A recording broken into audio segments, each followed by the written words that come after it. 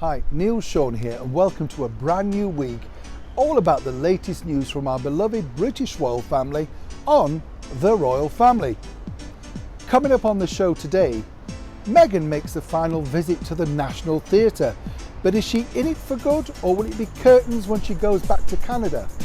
Was the Queen truly locked out of her beloved castle Windsor? Camilla apparently has been furious at Meghan posting Instagram posts on the day that she was making a particular speech. And it became the final day, yes, the day that a lot of royal fans are very sad about, the final official engagement of Harry and Meghan before they return back to Canada, or is it for good?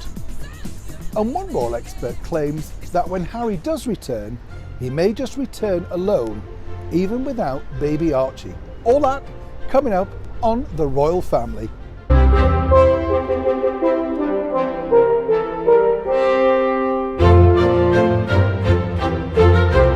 Now you know what it's like when you arrive home and you think you've forgotten your keys.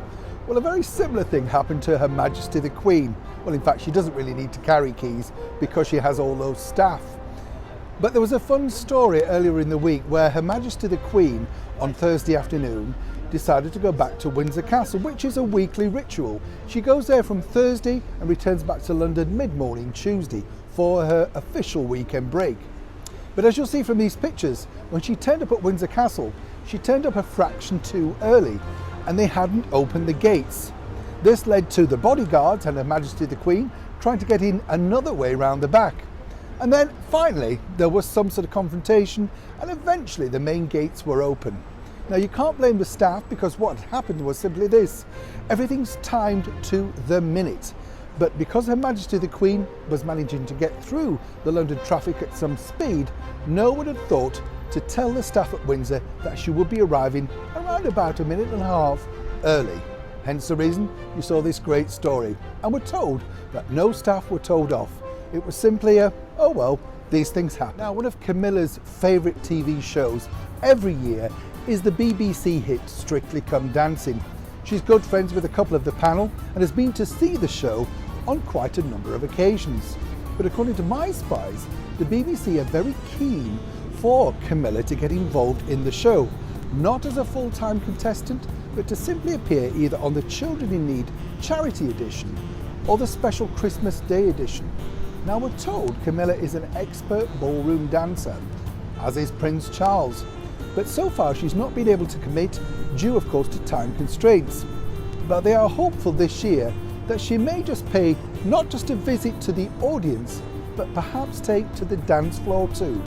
Go on Camilla, and let's see what mark Craig Revel-Horwood gives you. Now last week, Meghan Markle, the Duchess of Sussex, decided to pay a secret visit to the National Theatre, of which she became a patron when she became the Duchess of Sussex. Now the theatre themselves are hopeful that she will stick by them even though she's decided to relocate to Canada or indeed possibly LA. They know of course the power of a bit of sawdust, if you like, a bit of royal glitter.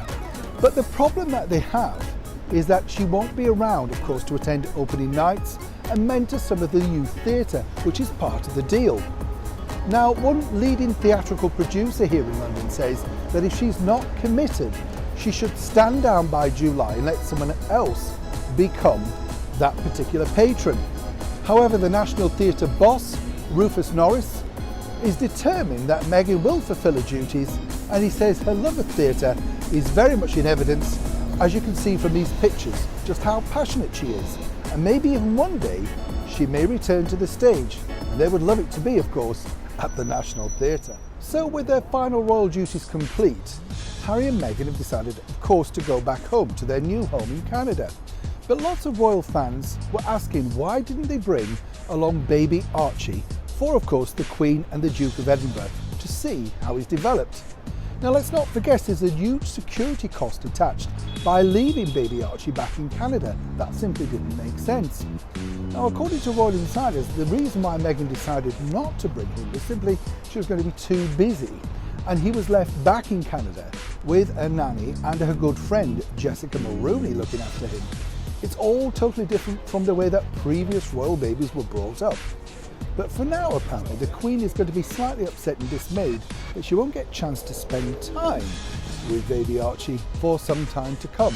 Obviously at her advanced age she doesn't travel that much, and we have no idea when Harry or Meghan will be returning back with baby Archie to the UK. It does seem a little bit sad and had a bit of a tinge at the end of a very successful visit for the Duke and Duchess of Sussex. So last week the media was, well, furious on behalf of Camilla because apparently she was furious with Meghan Markle, the Duchess of Sussex. What angered Camilla? Well, apparently it was this. On the day of her very big speech for her charity, in which she wanted people to focus on her speech and of course the good charity work, Meghan had the audacity apparently to release some secret pictures on her Instagram account. Now here's where it gets really interesting, because if you understand the workings of the royal family, it's this. Whenever they do a speech or a launch or a big thing that they want the public to know about, it's all well coordinated.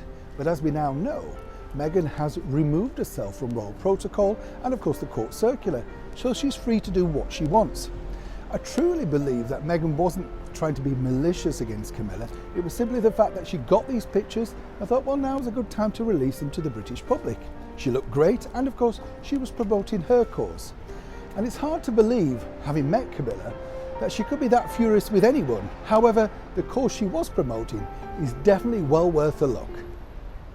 Now, as you know, we like nothing more here in Great Britain than a lovely cup of tea. In fact, everything stops for tea. But can you imagine if you had the opportunity to take afternoon tea, morning tea at one of the greatest castles in the world, Windsor Castle? Well, your dream's about to come true. Or should I say, the Royal Collection Trust have just launched a new feature all about the brand new cafe at Windsor Castle. And I have to say, if you really want to go somewhere different and relax and look around this splendid historical venue, then this really is the cafe for you. But what can you get? What's great about this particular cafe though is it's underneath St George's Hall. Now that's where all the amazing state banquets take place. And the history actually of the cafe base itself goes well back to the 13th century. Now we're promised wraps, sandwiches, cream teas, jams, all that sort of stuff. But we can tell you that there's no truth to the rumour that Her Majesty the Queen might pop out and serve a few fondant fancies every now and again.